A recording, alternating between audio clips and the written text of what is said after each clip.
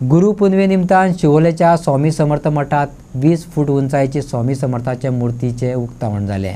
ह्या निमतान ब्रह्मांड नायक हो लघुचित्रपटूय दाखयलो। स्वामी समर्थ मठाचो अध्यक्ष निलेश वेर्णेकरान लघुपटाची निर्मिती प्रक्रिया सांगली। अभिनेतो अक्षय मुदगेकराकय ह्या निमतान आपयल्लो। कार्यावळीक दामू नाईक, गणेश गांवकार हांणी हजेरी लायिल्ली। व महाराष्ट्र सुदामी समर्थन संघटनेच्या वतीन त्याचा संस्थापक अध्यक्ष माझ्या वतीन आणि माझे सगळे मेंबर हे शिवोलेन आम्ही पहिली छत्रपती शिवाजी महाराज जो सर्कल आसा त्या सर्कलाक सुद्धा आम्ही नाव दिल्याचा छत्रपती शिवाजी महाराज सर्कल।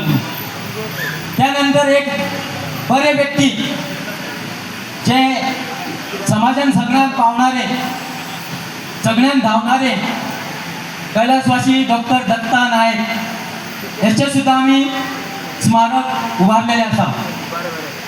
आणि माझी एक इच्छा असली हे जे स्वामी समर्थ मठ जो असा हो मठ सध्या मुमुशाल्या मिनी अक्कलकोट जाल्ले असा। आणि याच स्वरूपान आम्ही आज 21 फुटाचो स्वामी समर्थाचो पुतळो फाटल्या ननावाट केल्ले असा। या मठाची सुरुवात 2008 झाली। बाई केक सांगतालो या मठाची सुरुवात 2008 झाली। आज 17 ते 18 वर्ष झाली। कसले किरे विघ्न येवले ना। लहानशे प्रतिमेन जसे मॅडमने तुमका सगळे सांगलेले असा लहानशे प्रतिमेन सुरुवात झाली आणि स्वामींचे उतार किती असले भिवू नकोस मी तुझ्या पाठीशी आहे तसं आशीर्वाद आमका लाभलो। आणि या स्वामी समर्थ मठाचे वटवृक्ष झाले।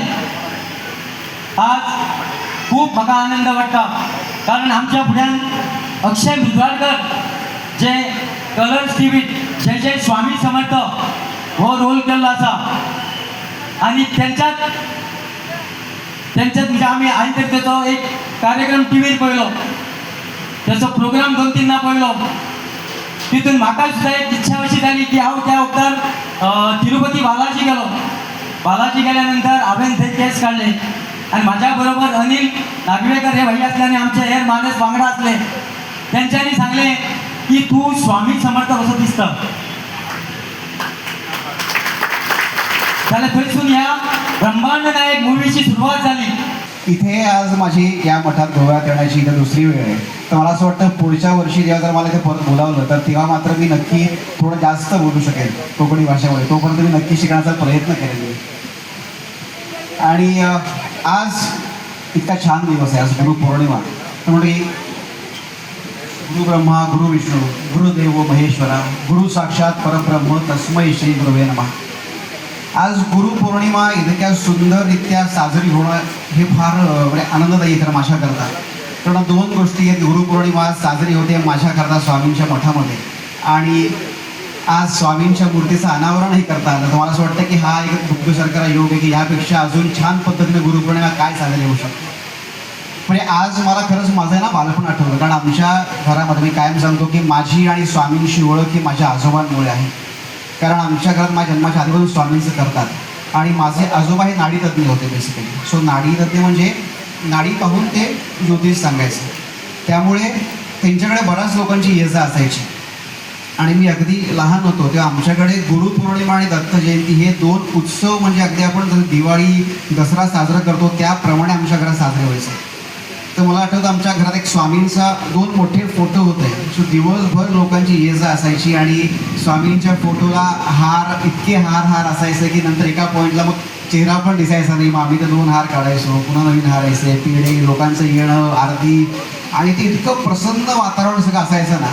सो आज पण मला अगदी तेच फिलिंग आलं आणि खूप वर्षानंतर आज पुन्हा एकदा माझी गुरुपौर्णिमा खूप छान पद्धतीने साजरी झाली असं मी म्हणतो। गुरुपौर्णिमेचं उत्सवाचे एक निमित्त असा पण त्या निमित्तान भितर मूर्तीकडे एक तक मातशे 2 मिनटां दोळे भरून पळयले आणि मन समाधानान तृप्त जालें।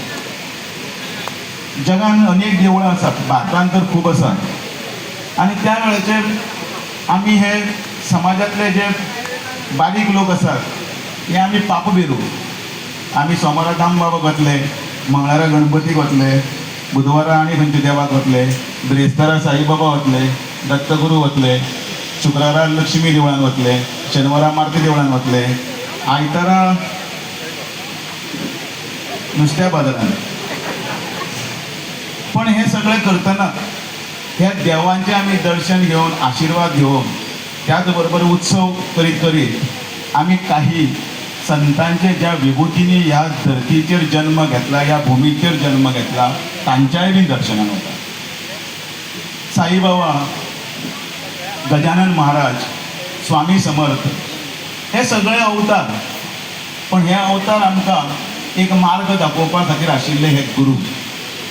आनी ह्या गुरूं कडेन वतना आमी एकच ध्यास घेवन वता, तें म्हटल्यार आमकां शेवटी जो 2 शब्द जाय न्ही, ते 2च शब्द, सूख आनी समाधान. जगातल्या खंयच्याय घरांत तुमी वचात, तांचे तकलेर आटये आसतल्यो, कितें जाल्यार कितें तरी आसतलें. ते भुरग्यांचें शिक्षण आसतलें, नोकरी धंदो आसतलो, तांची अर्थप्राप्ती आसतली, जाल्यार कितें तरी आसतलें. पण हे सगळें ह्या संवसाराच्या गाड्यान भितर रेटलेलो जो मनीस आसा, तो शेवटी खंय वता?